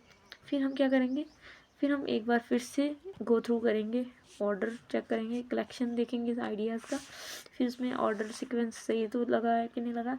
ऐसे हमारा ड्राफ्ट बन गया। तो ड्राफ्ट जिसमें पूरा हमने रूपरेखा तैयार कर ली अपनी, अच्छा ये वाले मीनिंग रहेंगे, ये डेफिनेशंस, ये हमारी कंसेप्ट होगा, ये हमारा कंक्लूजन होगा। तो ये ड्राफ्ट हो गया। अब इस ड्राफ्ट में मान लो कि एक जो है पॉइंट इसमें सही नहीं है, मुझे ये निकालना है, तो मैं इसको क्या करूँगी, इसको डिलीट कर दूँगी। और बाकी हमारे फिर हम फिर से इसमें ये जब हमारा ड्राफ्टिंग में एडिटिंग हो जाती है, देन हम उसको क्या करेंगे, रिवाइज करेंगे, देखेंगे अच्छा ठीक है। फिर रिव्यू करेंगे कि हाँ सही तो बना है कि नहीं बना है, और फिर लास्ट में रीड्राफ्ट करेंगे। और इस तरह से हमारी जो है कोडर वाली सिचुएशन बन जाती है। कोडर मतलब कि ये सब स्किल्स ही होती हैं। इस स्किल्स के माध्यम से अगर आप कोई चीज़ लिखोगे तो डेफिनेटली आपकी राइटिंग स्किल इम्प्रूव होगी। अब वही इसको एक्सप्लेन कर दिया कि कलेक्शन क्या है, कि आइडियाज़ को क्या करना है, कलेक्ट करना है। आइडियाज़ आपके दिमाग में होंगे, कुछ बाहर से आपने ऐड करने, कुछ यूट्यूब से ऐड करोगे, कुछ आप गूगल से ऐड करोगे, कुछ आप ब्लॉग से ऐड करोगे, कुछ रिसर्चर के आर्टिकल्स पढ़ोगे, कुछ न्यूज़ से पढ़ोगे, किसी ने कुछ बताया होगा वो ऐड करोगे। तो ये सारे क्या हैं, आइडियाज़ हैं। और इन्हीं कलेक्शन, जो आइडिया की कलेक्शन है, वो कुछ टेक्निक्स मांग, there is some techniques commonly include brainstorming. अब ब्रेनस्टॉर्मिंग क्या होती है, क्लस्टरिंग। ब्रेनस्टॉर्मिंग मतलब आप दिमाग में इन सभी आइडियाज़ को सोचोगे, क्लस्टर बनाओगे, एक चीज़ उसमें मतलब अपने दिमाग में एक कंसेप्ट क्रिएट करोगे। Brainstorming we write our topic on the top of the sheet of the paper. कोई भी खाली पेज है, ठीक है, उसके टॉप से शुरू करते हैं और हम क्या करते हैं, शीट जो भी हम ऊपर से लिखना शुरू करते हैं वर्ड्स को फ्रेजेस में। We then list any information we have about that topic. हम क्या करते हैं, उसी टॉपिक के रिलेटेड हम क्या करते हैं, लिस्ट आउट करते हैं कि अच्छा ये इंफॉर्मेशन इसमें मुझे ऐड करनी है। Order in not important order is not important in brainstorming. सबसे पहला क्या होता है कि ब्रेनस्टॉर्मिंग स्टेप होता है। ब्रेनस्टॉर्मिंग क्या होता है कि इसमें ऑर्डर ज़रूरी नहीं है कि भाई ऑर्डर में सीक्वेंस में ही आपकी इन्फॉर्मेशन होनी चाहिए, नहीं। इसमें बिखरी हुई इन्फॉर्मेशन है, कहीं से कोई कहीं से कोई कहीं से, तो आप क्या कर रहे हो कि ऑर्डर इसमें नहीं है। ब्रेनस्टॉर्मिंग क्या है, ये आपके दिमाग में बहुत सारे थॉट्स एक साथ चल रहे हैं। It is liking thinking allowed, मतलब जो आप सोच रहे हो वो लाउड है, मतलब कि दिमाग में ऐसे दौड़ा रहे हो उस चीज़ को, वो आपके दिमाग में आप समझ पा रहे हो कि अच्छा मेरे दिमाग में ये चल रहा है इस समय, आप मुंह से बोल सकते हो। Except that we are recording और our comments on the paper. बस इसमें क्या होता है कि हम अपने जो भी विचार हमारे दिमाग में अलाउडली चल रहे होते हैं वो हम लिखते नहीं हैं पेपर में। वी जस्ट ब्रेन स्टॉर्म कर रहे होते हैं अपने दिमाग में तूफान। ब्रेन स्टॉर्म मतलब दिमाग में तूफान नहीं, दिमाग में जो चल रहे विचार हैं आपके, उसमें क्या कर रहे हो, कॉन्फ्लिक्ट कर रहे हो। अच्छा ऐसा नहीं होता, ऐसा नहीं होता, ऐसा क्यों नहीं होता, ऐसा नहीं, मतलब हम लिख नहीं रहे हैं, हम दिमाग में ही सोच रहे हैं। We should not stop to delete, हमें उसको डिलीट नहीं करना है, रीअरेंज और री राइट एनीथिंग। कुछ भी दिमाग में चल रही है थॉट प्रोसेस, हम क्या करते हैं, उसको रीअरेंज करते हैं, राइट करते हैं। We should not dwell a single idea, हम कोई भी आइडिया डेवलप नहीं करते यहाँ पे। हमारे दिमाग में चल रही brain storming, don't care about pronunciation, syntax, spelling. इसमें जो भी दिमाग में ब्रेन स्टॉर्मिंग चल रही है वो हम सेंटेंस कैसा चल रहा है, कौन सा विचार आया, वो कौन से उसकी स्पेलिंग गलत है या सही है, हम प्रोनाउंस तो अच्छे से कर पा रहे होंगे नहीं कर पा रहे, ये दिमाग की ही कहानी है। Results brainstorming can be odd combination of details, मतलब इसमें इवन ऑड की बात नहीं है, इसमें कोई भी चीज़ हमारी असेंडिंग ऑर्डर में नहीं चल रही, असेंडिंग डिसेंडिंग दोनों ही मिक्स्ड चल रही हैं। और comments on opinion, time allow for brainstorming 10 और 15 मिनट्स। अब इसमें देखो टाइम भी बताया गया कि भाई कितने मिनट तक आपको ब्रेनस्टॉर्मिंग करनी है, 10 से 15 मिनट कम से कम। आप एक एकांत में बैठो, ठीक, और आप क्या करो, 10 मिनट लो अपने दिमाग में कि आपके दिमाग में इसलिए चल क्या रहा है। जब आप 10 मिनट लोगे ना, आपने कुछ सोचना नहीं है, मुंह से कुछ बोलना नहीं है, शरीर से कुछ हिलाना नहीं है, हाथ पैर, बस दिमाग को देखो, आंखें बंद करके दिमाग को देखो। अच्छा, इसमें क्या विचार इस समय चल रहे हैं, 10 से 15 मिनट, जिसको हम ब्रेन स्ट्रॉमिंग कहते हैं, इससे ज़्यादा नहीं। इन क्लस्टरिंग, अब ये ब्रेन स्ट्रॉमिंग की कहानी हुई कि भाई ब्रेन स्ट्रॉमिंग में कुछ भी लिखना नहीं है, कुछ भी रीअरेंज अरेंज नहीं करना, आपको सिर्फ दिमाग में अपने थॉट प्रोसेस जो चल रही है उसको एनालाइज करना है, समझना है कि क्या चल रहा है। इसमें कोई स्पेलिंग सिंटेक्स ये सब चीज़ें नहीं होती, सिर्फ दिमाग में आपकी जनरल आइडिया आप दिमाग में बनाते हो, यही ब्रेन स्ट्रॉमिंग है। अब क्लस्टरिंग क्या होती है? Clustering, we write the topic of concern in the phrase and sentence, in middle of sheet write whatever comes into our mind। क्या हुआ, 10-15 मिनट आपने जैसे ब्रेन स्टॉर्मिंग करी, तो आपके दिमाग में जो भी विचार आपके चल रहे होंगे उस समय, आपने क्या करना है, 10-15 मिनट बाद कि उसी टाइम के बीच में आप क्या करते हो, फ्रेजेस या कोई भी सेंटेंस आपके दिमाग में आया या वर्ड आया, आप उसको लिख देते हो। In the middle of sheet right what ever comes in your mind regarding the topic, ठीक है। अब देखो, जैसे हम राम मंदिर की बात कर रहे थे, तो राम मंदिर के बारे में हमने 10 और 15 मिनट सोचा, ब्रेन स्टॉर्मिंग करी, और इसी ब्रेन स्टॉर्मिंग के टाइम पे जो भी आपको दिमाग में चल रही चीज़ें, इंफॉर्मेशन, वो आप क्या कर रहे हो, शीट में लिखते जा रहे हो। उसी को हम क्या कर रहे हैं, क्लस्टरिंग। हम इसमें अपना जो भी हमारे दिमाग में कोई भी सेंटेंस आया, फटाफट हमने शीट में लिख दिया। फिर हम क्या करते हैं, जो भी क्लस्टरिंग, जिसमें आपको पता चला क्लस्टरिंग क्या होती है, क्लस्टर बना दिया, 10-15 मिनट में जो भी सोचा होगा वो आप एक पॉइंट में लिखोगे। फिर ऑर्गेनाइज एंड ड्राफ्टिंग, आप क्या करोगे, जो भी इंफॉर्मेशन लिखी है उसको ऑर्गेनाइज करोगे प्रॉपर तरीके से। अच्छा, पहले ये, फिर ये, फिर ये, फिर ये, फिर उसको ड्राफ्ट करोगे, वही आ गया। अब जो फ्रेजेस में आपने लिखे, सेंटेंस में लिखे हैं, उसको क्या करोगे, आइडियाज़ को collect. After collection the ideas are ordered particular way, we can get a rough and somewhat organise sketch in the collection ideas. अब रफ आइडिया हमें दिमाग में हो जाता है कि भाई हाँ इसका ये है, ऐसा ऐसा। We fully organise the material as per the introduction, body and conclusion. Introduction में क्या होगा, कंक्लूजन में क्या होगा, बॉडी में क्या होगा, बॉडी हो गया कि मीनिंग, डेफिनेशंस हो गई। तो भाई लोग, ड्राफ्टिंग एक ऑर्गेनाइजिंग है कि हम क्या करते हैं, ड्राफ्ट मतलब जिसमें ऑर्गेनाइज चीज़ें होती हैं, कोई भी मटेरियल का इंट्रोडक्शन होता है, कंक्लूजन होता है, बॉडी होती है। जैसे आपने सुना होगा कि NCF 2023 का न्यू ड्राफ्ट आया है, ड्राफ्ट।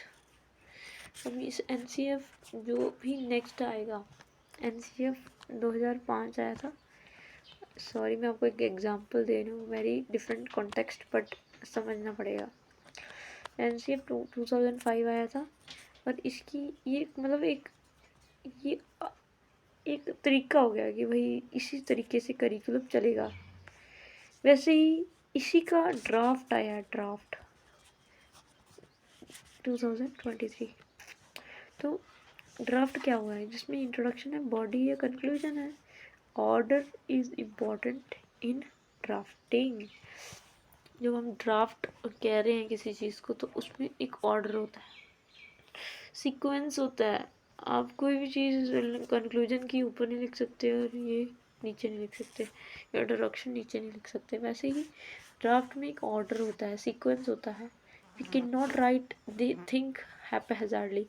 कुछ भी चीज़ें हम हैपहैज़ार्डली नहीं सोच सकते, ना लिख सकते। जैसे मेरे को समझ में आई ये अच्छा, अच्छा मेरी जो बर्थ है वो 2000 में हुई थी, तो मैं ये जो बर्थ वाला सिनेरियो है, मान लो कि मैं अपना बाय स्केच लिख रही हूँ, तो बाय स्केच में अपना लिख रही हूँ तो सबसे पहले मेरा बाय स्केच में बर्थ डेट ही आएगी, डेथ डेट नहीं आ जाएगी, ठीक है ना, जब तक मैं मरती नहीं। मतलब डेथ डेट कहने का मतलब है कि हम सीक्वेंस में चलेंगे। पहले मेरा बर्थ होगा, फिर मेरी स्टडीज़ होंगी, प्राथमिक शिक्षा कहाँ से हुई, फिर मेरी ग्रेजुएशन कहाँ से हुई, और इस तरह से जो भी उपलब्धियाँ होंगी वो आएंगी। फिर उसके बाद मेरा मृत्यु कैसे हुई वो आएगा। और ये सारी चीज़ें, कोई भी चीज़, मेरी जो मृत्यु है वो मैं पहले नहीं लिख सकती, और जो मेरा जन्म है वो कॉन्क्लूजन में नहीं लिख सकती। तो हैपहैज़ार्डली हमने कोई भी चीज़ नहीं लिख सकते हैं राइटिंग में। ये काफ़ी इम्पोर्टेंट वर्ड है, लिख लो, हैपहैज़ार्ड। हज़ार्ड तो हो गया, हैप का मतलब क्या हो गया कि हवा नहीं बनाना है। मतलब हैपहैज़ार्डली मतलब कि सडनली कहीं से भी उठाया और कहीं भी हैपहैज़ार्डली होते हैं। Draft must be well organised and piece of writing. Draft कोई भी ऐसे हवा में उठ के नहीं आएगा, आप वेल ऑर्गेनाइज करोगे, ठीक है। एडिटिंग कर सकते हो, ड्राफ्ट बनने के बाद आप एडिट कर सकते हो उसमें। कोई भी चीज़, आपको चीज़ नहीं पता चल रही है, आप कुछ भी उसमें नहीं करोगे।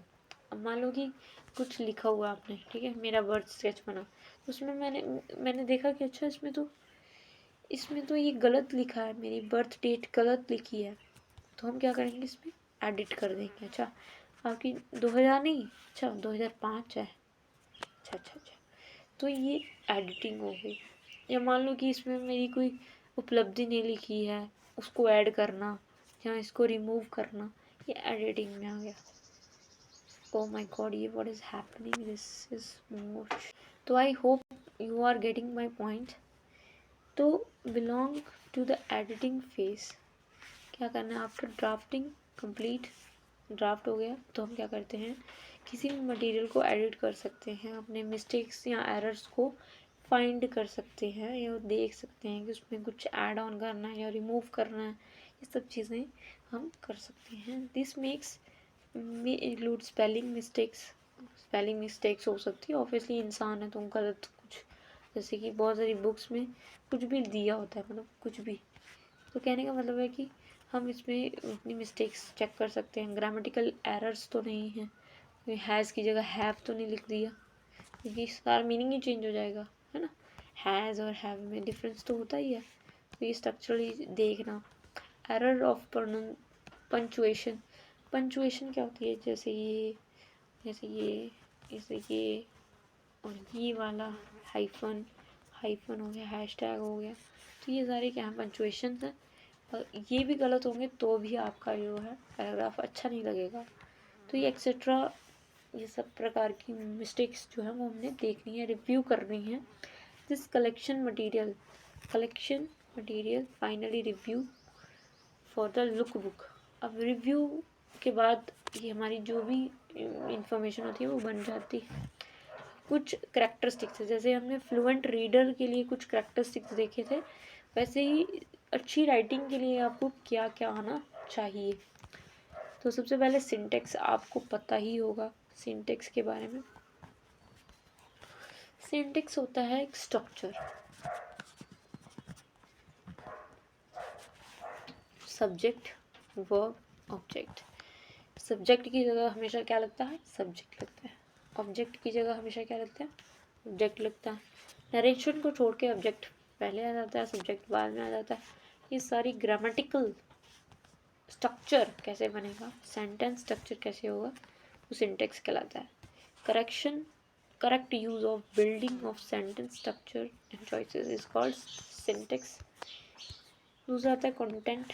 कंटेंट कैसा लिख रहे हो आप, भाई रेलिवेंट तो है ना जिसको आप बताना चाहते हो, क्या उसमें हाईलाइट करना चाहते हो, रेलिवेंस होनी चाहिए, क्लैरिटी होनी चाहिए, क्लियर माइंड सेट होना चाहिए आपका लिखते समय कि भाई अच्छा मैं ये वाली ऑडियंस को टारगेट कर रहा हूँ और इसको ही ये चीज़ समझ में आनी चाहिए, क्लैरिटी होनी चाहिए, ओरिजिनल कंटेंट होना चाहिए, कोई भी छापा हुआ नहीं होना चाहिए, यहाँ से देखा तो वही लिख दिया ना, लॉजिक होना चाहिए उसमें, जो भी आप लिख रहे हो लॉजिक. लॉजिक मतलब कि कोई आइडिया है जो कि आप बताना चाहते हो, उसमें क्या लॉजिक है भाई, क्या उसका सिर्फ फिलोसॉफिकल मीनिंग निकल रहा है या उसका कोई प्रैक्टिकल भी मीनिंग निकल पा रहा है. तो logic, connection to the ideas to be presented, जो भी आइडिया आप प्रेजेंट कर रहे हो उसको साथ आपने कनेक्ट कर पाना है.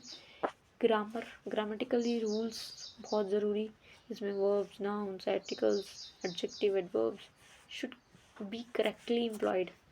कुछ भी कहीं पे भी उठा के नहीं डाल दोगे, एक सीक्वेंस होता है इनका भी, noun, pronoun, adverb, adjective, verb, 8 प्रकार के आपने सुने ही होंगे पार्ट्स ऑफ स्पीच, तो वो प्रॉपरली यूज़ होने चाहिए. ग्रामर.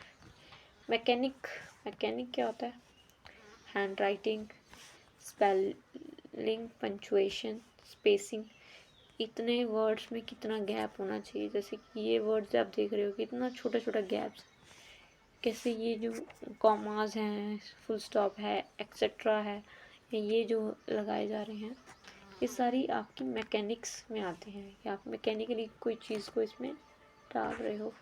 ऑब्जेक्टिविटी क्या होती है, objectivity, subjectivity should be avoided at the all the costs. Objective होना चाहिए उसका, उस पैराग्राफ उसका या कोई भी टॉपिक आप लिख रहे हो उसका कोई ऑब्जेक्टिव होना चाहिए. ऑर्गेनाइजेशन, वर्ड्स का एक प्रॉपर अट्रैक्टिव ऑर्गेनाइजेशन होनी चाहिए जिसमें रिदम हो, कोहेसिव हो, लॉजिकली हम कनेक्ट कर पाएँ, कोई भी ऐसे ब्रोकन अप ऑर्गेनाइज अनऑर्गेनाइज नहीं होना चाहिए. Economy, writing up neither too long or too short, it is should be written in the simplest and clear language. Judicious use of vocabulary. Judicious use क्या होता है, हम कोई भी चीज़ का बेमतलब से वर्ड का यूज़ नहीं करेंगे, जो लिंक बन पा रहा है वही हम इसमें यूज़ करेंगे. वोकेबलरी, इडियम्स, टोन्स, एक्सेंट क्या होगी, तो ये सारी चीज़ें रिटर्न में आती हैं. रिव्यूइंग, जब हमने ये सारा लिख लिया और फिनिश कर लिया तो फिर हम क्या करेंगे, रिव्यू करेंगे, इवैल्यूएट करेंगे, रीड करेंगे, एग्जामिन करेंगे, चेंज करना चाहते हैं तो करेंगे, करेक्ट करना चाहते हैं टेक्स्ट में तो करेंगे. अब audience while writing, a writer should keep audience in mind. In the writer up seem relevant those who are reading it for listening to it. अब देखिए, जो भी हम टेक्स्ट लिख आर्टिकल्स पढ़ते हैं, ठीक है, जो भी यूपीएससी एस्पिरेंट होते होंगे वो पढ़ते हैं द हिंदू, तो भाई वो ऑडियंस कैसी है, उनको सारे सेक्टर को संभालना होता है तो उनको जानकारी तो होगी. तो जब राइटर लिख रहा है किसी भी कॉन्टेक्स्ट या अपनी चिंता व्यक्त कर रहा है कोई भी, तो वो ऑडियंस के माइंड को पढ़ पाए कि भाई ऑडियंस चाहता क्या है, वो कितना समझ पाएगा, या कुछ भी इर्रेलेवेंट लिखे जा रहा है वो जो कि लिसनर लिसन ही नहीं करना चाहता. पर्पस क्या होगा, writing should be purposeful, productive and generative.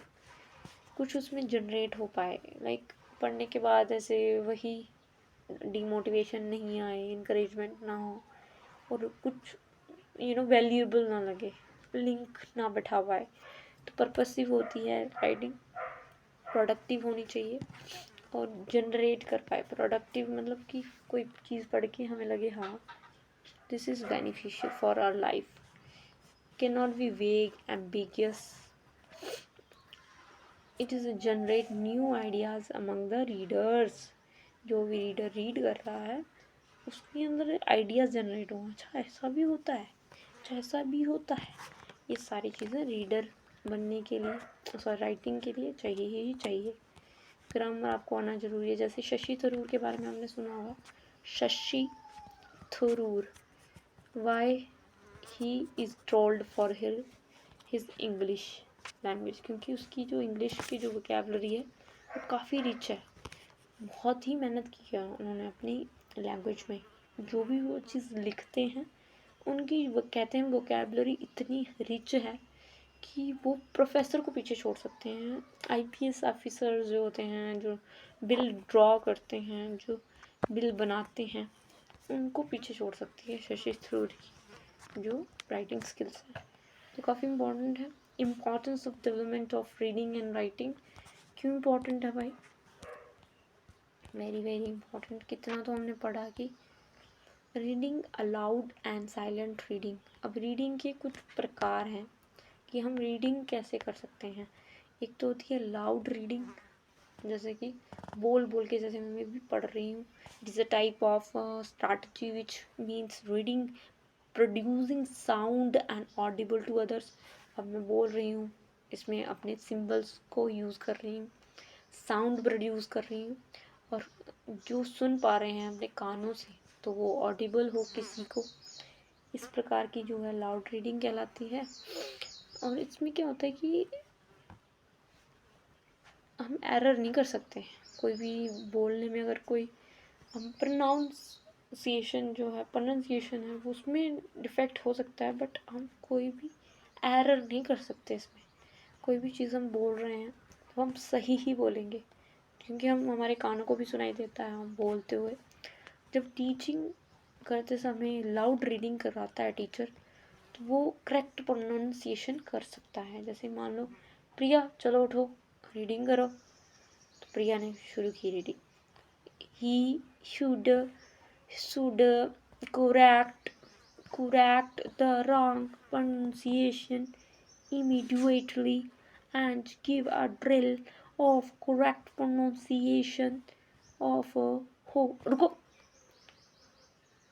correct नहीं होता बेटा, correct होता है। pronunciation नहीं होता है बेटा, pronunciation होता है। immediately नहीं होता है बेटा, immediately होता है। गिव होता है, गिव नहीं होता है। करेक्ट नहीं होता है, करेक्ट होता है। तो इस तरह से क्या कर रहा है टीचर, रीड करवा रहा है अच्छे से, तो क्या होता है उसको करेक्ट करता है वो। There is a controversy on the point whether silent reading should be followed by the loud reading, vice versa. Reading aloud, wonderful tool, help learner read smoothly and build fluency skills, continuity and confidence। ठीक, कंटिन्यूटली हम पढ़ पाते हैं किसी चीज़ को, text को, confidently हम उसको चीज़ को प्रोनाउंस कर पाते हैं। It also allows the student to listen back to their voice. जैसे मैं अपनी वॉइस अपने आप को ही सुन पा रही हूँ, तो ये क्या है, अपनी साउंड को खुद ही सुन पा रही हूँ, तो इससे क्या होगा, आपकी रीडिंग और भी इम्प्रेसिव होगी। Hearing own voice enables children to identify their unique writing voice। और ये जोर से पढ़ के फिर आपके अंदर दिमाग में कॉन्फिडेंस आ जाता है, दिमाग में कि हाँ मैं पढ़ सकती हूँ, क्लियर पढ़ सकती हूँ, अब मुझे इसमें बेनिफिट्स हो सकते हैं। किसी को हम सुन रहे हैं तो हम उसमें लिख पाएंगे। तो ये सारी चीज़ें हैं। और साइलेंट होती है भाई जो जो जो यूपीएससी की प्रिपरेशन करते हैं, कोई भी टेक्स्ट को पढ़ रहे हैं, लक्ष्मीकांत को पढ़ रहे हैं, तो वो क्या कर रहे हैं, साइलेंट कर रहे हैं रीडिंग। ठीक है, और ये बेहतरीन होता है जो जिनका इंटेलेक्चुअल बढ़ चुका होता है, या जो अकेले बैठ के दिमाग में उनको कोई बोरनेस नहीं होती, वो साइलेंट रीडिंग करते हैं, जैसे कि हम कर लेते हैं। जैसे अब इसमें साइलेंट रीडिंग कैसे बताऊँ मैं आपको कि भाई अब टेक्स्ट है, ये टेक्स्ट है, और हमने क्या किया, एक डॉटर रखा और ऐसे ऐसे करके पढ़ते चले गए। हम अपने लिप्स को नहीं हिलाते इसमें, नो। हम सिर्फ क्या करते हैं इसमें, कोई भी वर्ड्स को प्रोनाउंस नहीं करते, दिमाग में पढ़ते हैं और क्या करते हैं, उसको सेंस, उसका मीनिंग ढूंढने की कोशिश करते हैं। अब इंटेंसिव क्या है? इंटेंसिव होता है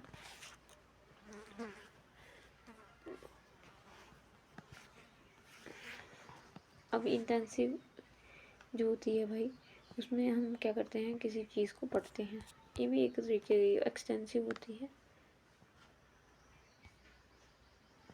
हाँ, इंटेंसिव रीडिंग होती है जैसे कि हम कोई एग्ज़ाम के लिए पढ़ रहे हैं, यूपीएससी के लिए पढ़ रहे हैं। अब आप ये मत सोच लेना मैं यूपीएससी की प्रिपरेशन कर रही हूँ, no, I am just taking examples. Like हम कोई सेक ऑफ एग्जामिनेशन के लिए पढ़ रहे होते हैं, या हम अभी हम फॉर गेटिंग एग्ज़ाम डन, तो हम पढ़ रहे हैं। सेक ऑफ इंफॉर्मेशन के लिए इंटेंसिव रीडिंग की जाती है। और जो एक्सटेंसिव होती है वो हम प्लेजर के लिए पढ़ते हैं। जैसे कि आपने देखा होगा बहुत सारे सेलिब्रिटीज़ कहते हैं कि now days I am reading this book, now days I am reading this book. वो सेक ऑफ प्लेजर के लिए पढ़ते हैं, क्योंकि उनको अपनी जो वोकैबलरी है, अपना कॉग्निशन है, वो डेवलप करना होता है। हालांकि जो इंटेंसिव रीडिंग है वो भी कॉग्निशन डेवलप करता है, बट वो एग्ज़ाम पर्सपेक्टिव होता है, इसलिए हम वो ज़्यादा मटीरियलिस्टिक होता है, और ये ज़्यादा क्रिटिकली हम सोचने में मजबूर होते हैं। तो प्लेजर के लिए पढ़ा जाने वाला एक्सटेंसिव रीडिंग कहलाती है। ये कॉन्सेंट्रेट करती है सब्जेक्ट मैटर पे नहीं, रादर डीप आइडियाज़ के बारे में। हम कोई भी क्लासेस पढ़ते हैं 6 to 12, ठीक है, 6, 7, 8, 9, 10, 11, 12, 1, 2, 3, 4, 5, 6, 7, 8 या 8 क्लासेस जो भी पढ़ी हैं हमने पास होने के लिए ही पढ़ी है। हम ये इसमें जो करिकुलम की जो बुक्स होती हैं वो हम इसलिए पढ़ते हैं ताकि हम पास हो। बट द सेम टाइम जब हम ये सब पढ़ ले होते हैं, हमारी पढ़ाई कंप्लीट हो गई होती है, पीएचडी हम कर चुके होते हैं, तब हम एक्सटेंसिव रीडिंग पे आ जाते हैं।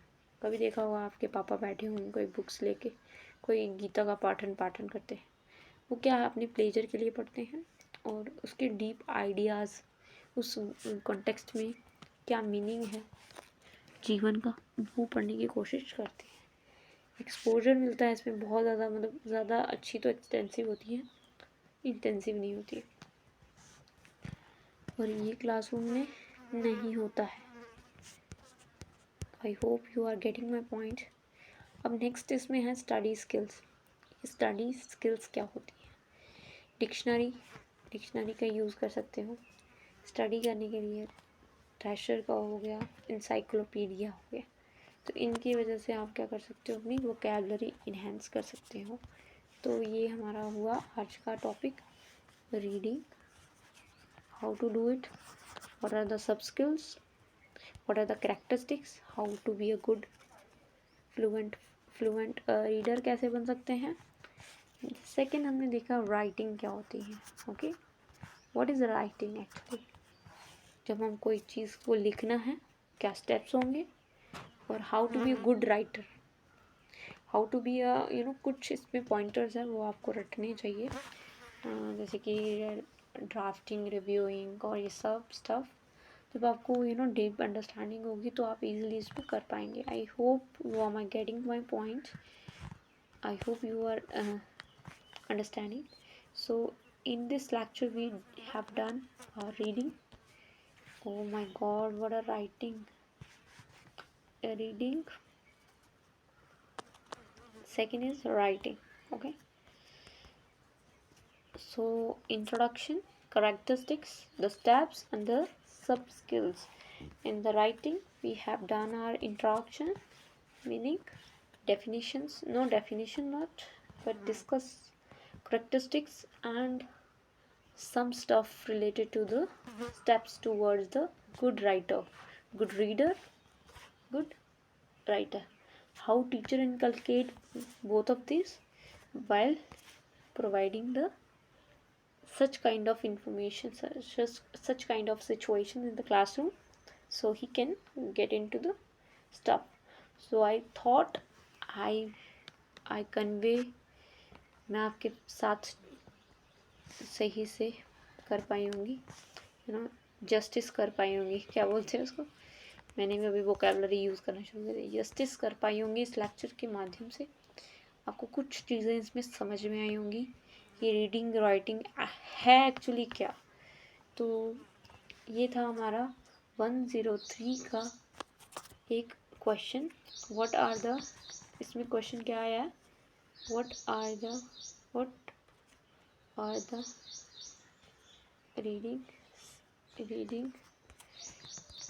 रीडिंग सब skills, what is reading and write down is the sub skills, ठीक है, सब skills of reading and writing, what is the writing, what is the steps involved in the writing, how teacher promote to write the children, so that's for it for today's video. Till then, bye bye, take care, see you.